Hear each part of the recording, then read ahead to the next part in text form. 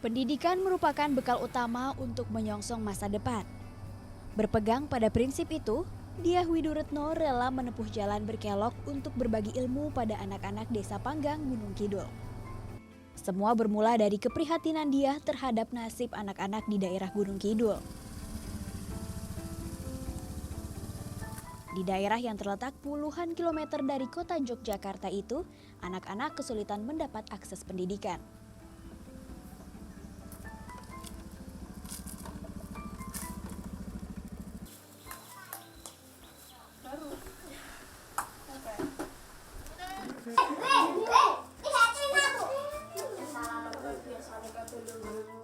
Diah pun tergerak mendirikan sekolah non-formal gratis.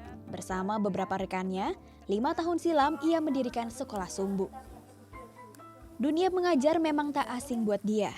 Sejak menjadi mahasiswa di Institut Pertanian Bogor, perempuan berusia 35 tahun ini memang sudah aktif bergelut di dunia pendidikan. Nah, yang bagus-bagus nanti tak pamerkan. Jadi di sana di sini mola nggak terlalu ini, pokoknya yang menurut kalian tuh digabungkan tuh nyala gitu loh, nyala terus cerah gitu. Paling lama sekarang itu manusia umurnya 80 tahun ya, 70-80 tahun gitu, dan usia produktifnya nggak sampai sejauh itu. Selama itu saya ingin memaknai hidup saya, sisa hidup saya itu ya seperti ini, melakukan sesuatu yang memang saya cintai, saya sukai, dan bermanfaat bagi orang lain. Itu saja sebenarnya. Juga rencana saya, kalian kalau sudah bagus ya, itu mau tak kirimi. Awalnya sekolah sumbu hanya diperuntukkan buat anak putus sekolah. Namun dalam perkembangannya, banyak anak yang masih bersekolah formal ingin ikut belajar.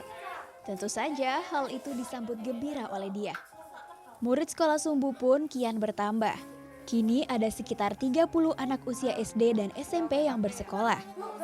Semua siswa di sekolah sumbu tidak dipungut biaya. Untuk membiayai kebutuhan operasional, Diah merogoh kantungnya sendiri. Terkadang ada beberapa teman yang ikut memberikan bantuan. Selain ilmu yang dipelajari di sekolah formal seperti berhitung dan bahasa asing, Diah juga mengajarkan murid-muridnya keterampilan seperti wirausaha, memasak, dan membuat kerajinan tangan. Dia sengaja membekali muridnya keterampilan supaya mereka bisa langsung mengaplikasikan ilmu yang didapat. Dengan begitu, Diah turut membantu muridnya mandiri. Diah juga ingin mengubah tradisi masyarakat daerah Panggang yang rata-rata menikah muda atau hanya bekerja sebagai buruh. Ia ingin membuka mata bahwa ada pilihan lain untuk membuat hidup mereka lebih layak, dan itu hanya bisa diperoleh lewat pendidikan. 5 tahun berjalan, Diah tetap konsisten mewujudkan cita-citanya, mencerdaskan anak-anak Gunung Kidul. Meski dalam perjalanannya banyak rintangan yang menghadang. Selain pengajar yang datang dan pergi, sekolah sumbu juga tidak memiliki tempat belajar tetap. Mereka harus pindah dari satu rumah ke rumah yang lain. Namun hal itu tak membuat Diah dan siswanya patah semangat. Bagi anak-anak, sekolah sumbu itu mungkin satu simbol perlawanan, simbol pergerakan ya. Jadi ya pengen suatu saat punya tempatnya. Dalam keterbatasan, keceriaan siswa dan ketulusan Diah tetap mewarnai wajah Gunung Kidul setiap Jumat petang. Mereka belajar dan saling berbagi keceriaan.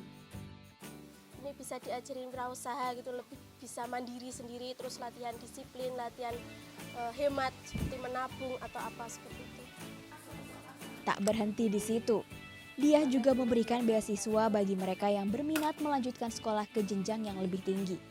Di tahun 2013 ini, sudah ada 4 anak yang mendapat beasiswa melanjutkan ke SMK. Oki misalnya, ia kini tinggal di rumah Diah di daerah Bantul untuk melanjutkan ke SMK.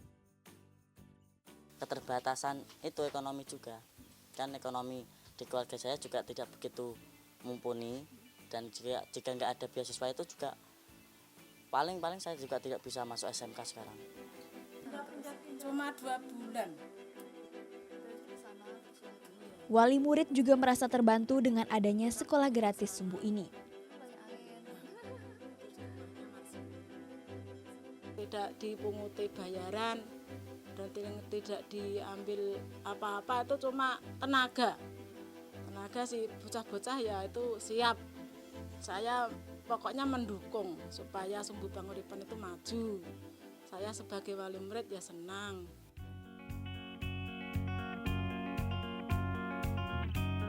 Ketulusan dan semangat Diah untuk berbagi dengan sesama bak oase di tengah maraknya individualisme.